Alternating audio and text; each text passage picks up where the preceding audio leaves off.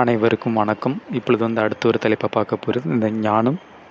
ஞானம் என்பதற்கு உண்மை அறிவு என்பது பொருள். அதுக்கு தமிழில் மெய்யுணர்வு எனப்படும்.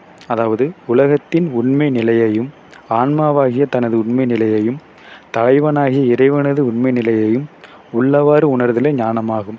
சுருங்க கூறின் முப்பொருள்களை பற்றி உண்மைகளை தெளிவாக உணர்தலே ஞானமாகும்.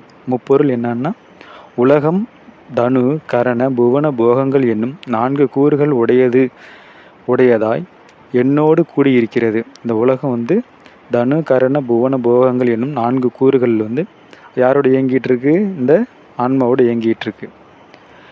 ஆன்மானா இந்த உடம்போடையும் உயிரோடையும் அது சேர்ந்து இந்த வாழ்க்கைன்ற இதில் இயங்கிக்கிட்டு இருக்கு. இவையெல்லாம் நிலையில்லாத சடப்பொருள்கள். ஆன்மாவாகிய நான் சித்துப்பொருள். இவற்றைக்கெல்லாம் வேறானவன் மேலானவன் ஆயினும் உண்மையை உணராமல் இவற்றில் வசப்பட்டு இவையே நான் என்று மயங்கி இவற்றில் அடிமையாகி கிடைக்கிறேன். இஃது என்பது இது உண்மையான இயல்பு அன்று. சித்தாகிய இறைவனை சார்ந்து நிற்பதுதான் உண்மையான அறிவாகும். அவன் அறிவிக்கவே எதனையும் அறிகின்றேன். அவன் செய்விக்கவே எதனையும் செய்கின்றேன். அவனின்றி நான் ஏது? அவனே எனது வாழ்வு முதல்.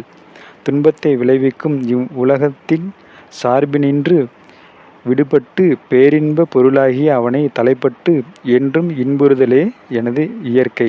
இவ்வாறு உணர்ந்து தெளிதலே முப்பொருள் பற்றிய உண்மையான ஞானமாகும். இதுவே உண்மையான ஞானம். இந்த ஞானம் பற்றிய விளக்கம். மீண்டும் அடுத்த ஒரு தலைப்பில் சந்திப்போம். நன்றி, வணக்கம்.